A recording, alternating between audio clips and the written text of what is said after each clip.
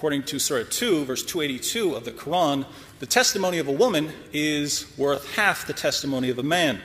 Muhammad explains why in Sahih al-Bukhari 26:58. The Prophet said, "Isn't the witness of a woman equal to half of that of a man?" The women said, "Yes." He said, "This is because of the deficiency of her mind." The testimony of women is unreliable because women are stupid. Muhammad also claims that women are morally deficient. In Sahih al-Bukhari 1052, Muhammad says that most of the people in hell are women. He tells us why in Sahih Muslim 142. "O women folk, you should give charity and ask much forgiveness, for I saw you in bulk amongst the dwellers of hell." A wise lady among them said, "Why is it, Messenger of Allah, that our folk are in bulk in hell?"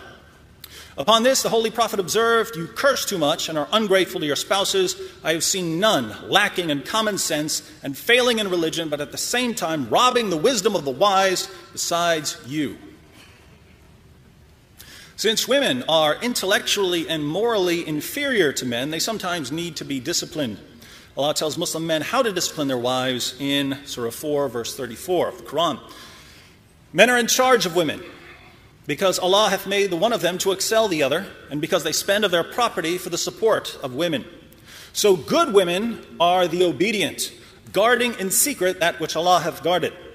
As for those from whom ye fear rebellion, admonish them and banish them to beds apart and scourge them. Then, if they obey you, seek not a way against them." In Sahih al-Bukhari 58:25, Muhammad's child bride, Aisha, sees a woman whose husband had beaten her so severely her skin turned green. Aisha takes the woman to Muhammad and says, "I have not seen any woman suffering as much as the believing women. Look, her skin is greener than her clothes." This is Aisha, the mother of the faithful, saying that Muslim women were being treated worse than pagan women. Why were Muslim women being treated worse? I suggest it has something to do with Allah's commands in here.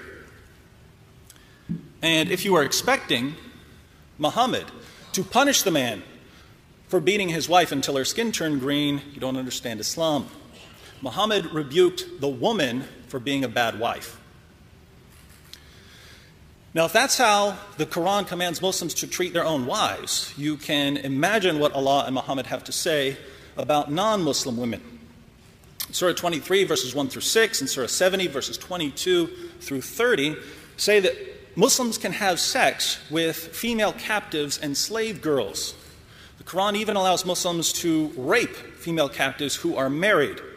In Surah 4, verse 24, Allah tells His followers, "Also prohibited are women already married, except those whom your right hands possess." Married women are prohibited, this is about sex, unless you possess them by capturing them in battle. The historical background of this verse is found in Sunan Abu Dawud, number 2150. The Apostle of Allah sent a military expedition to Autas on the occasion of the Battle of Hunain. They met their enemy and fought with them. They defeated them and took them captives. Some of the companions of the Apostle of Allah were reluctant to have intercourse with the female captives in the presence of their husbands who were unbelievers. So Allah, the Exalted, sent down the Quranic verse, "And all married women are forbidden unto you, save those captives whom your right hands possess." That is to say, they are lawful for them when they complete their waiting period. Think about this. Muslims come up to Muhammad and say, "We know we're allowed to have sex with our captives, but these women have husbands. Isn't that adultery, Muhammad?" The answer is yes, but it's okay with Allah. So according to Islam, women are stupid and immoral, and you can beat them and rape them, even if they're married, and regardless of how young they are. This is the Islam you don't hear about on PBS or the BBC.